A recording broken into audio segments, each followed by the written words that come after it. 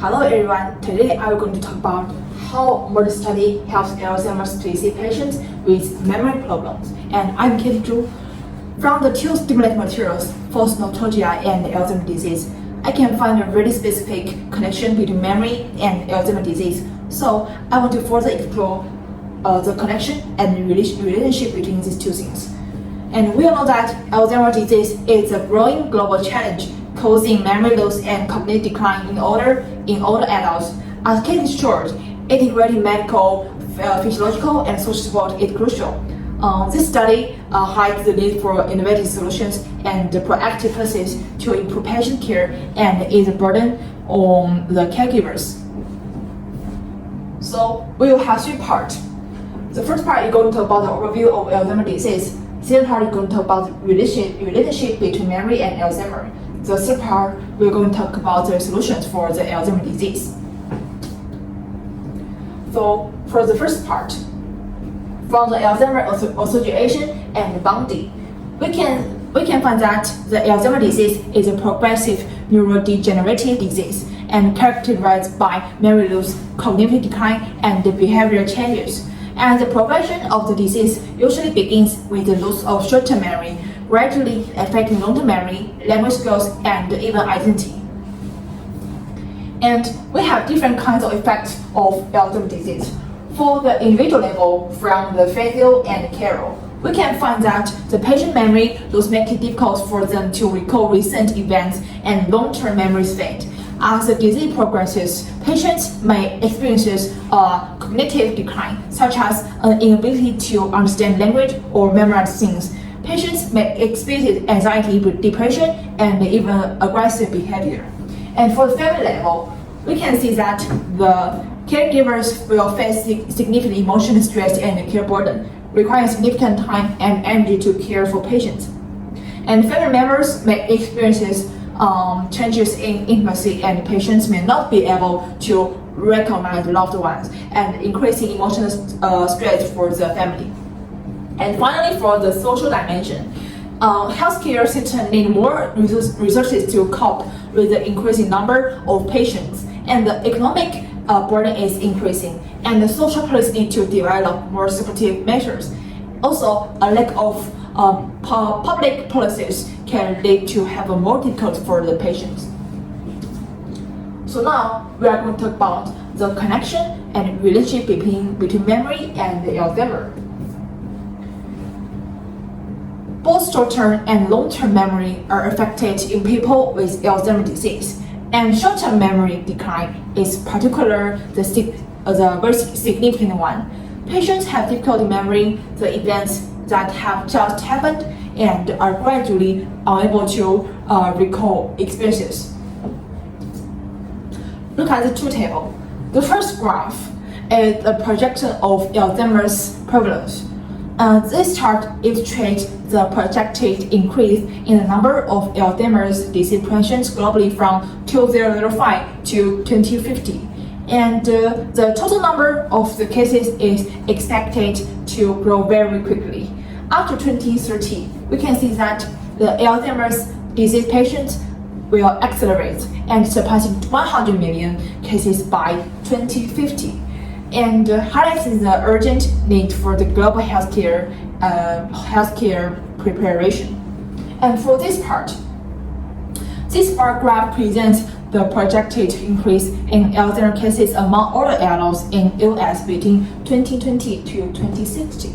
In 2020, there were approximately 2.1 million people with Alzheimer's in US, but it will become 13.8 million people in 2060. So this trend reflects the aging population and the growing public health challenge Alzheimer's presents, and emphasizing the need for more medical resources and caregiving or some policy innovations. So now, because of the serious situation for the Alzheimer's patients, more recently we're going to talk about the solutions. So firstly, the latest breakthroughs.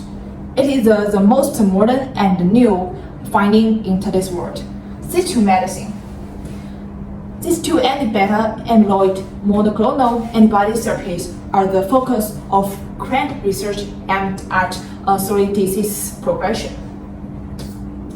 And we also have two existing methods. From Fazio, Alzheimer's Association, and Norberg and Smith, we can find that the remnant therapy, by allowing patients to review past life experiences, especially important life events and emotional connections, it helps them activate memories that have been unused for long time. And this therapy is usually done by talking to patients about past memories, reviewing old photos, or watching some home videos. And secondly, the emotional-based stimulation. People with Alzheimer's tend to have more lasting emotional memories than event memories. So playing familiar music, smells, photos, or objects associated with the past can trigger an emotional response to the past. For example, by playing music, the patient used to love or showing photos of their family. Patients are often able to evoke an emotional response and restore some kind of cognitive connection with their loved ones in a short time. We also have some advances in cognition and psychology. From the Alzheimer's Association and Fazio, we can find that the virtual reality VR memory reconstruction. VR technology can help patients go back to things from the past, such as simulating their childhood homes. And for the application of emotional memory, by playing familiar music, displaying old photos, and other methods, patients can activate emotional memories, thereby improving their emotional state and maintaining part of their cognitive function. So, for the social policy and support, we can find from the Carroll and Alzheimer's Association. For the first part, United States, it has Alzheimer's Care Act, and this act aims to support people with Alzheimer's disease and their family by providing medical services, cognitive care, and social support services, reduce the burden of their home care, and can help the patient.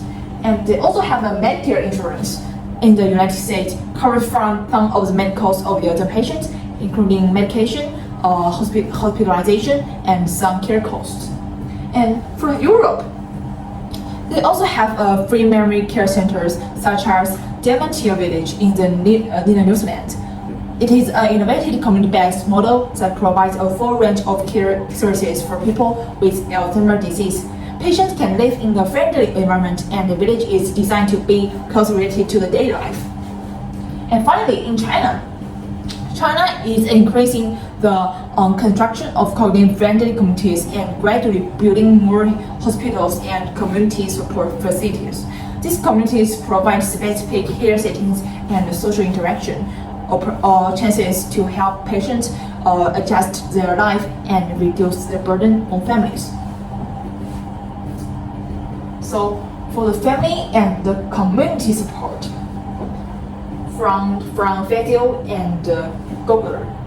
Firstly, the home care programs. Many countries, including US, China, or Europe, offer family care programs to support Alzheimer's patients at home.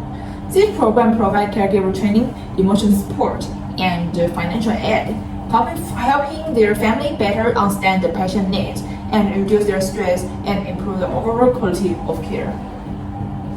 The second one, the community support organization.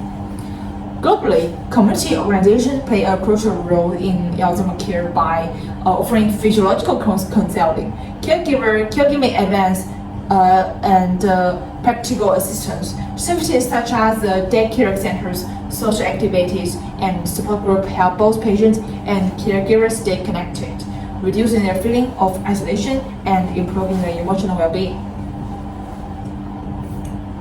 So, in a conclusion, Alzheimer's disease is a growing global challenge, with cases expected to rise significantly in the coming decades. While memory loss is a defining symptom, and the modern medicine, psychological innovations, and the social support system offer new ways to improve patient quality of life. Ultimately, By combining innovation with compassionate care, we can help autism patients maintain dignity, emotional well-being, and a better quality of life. That's all for my presentation. Thank you for listening. And there are my references.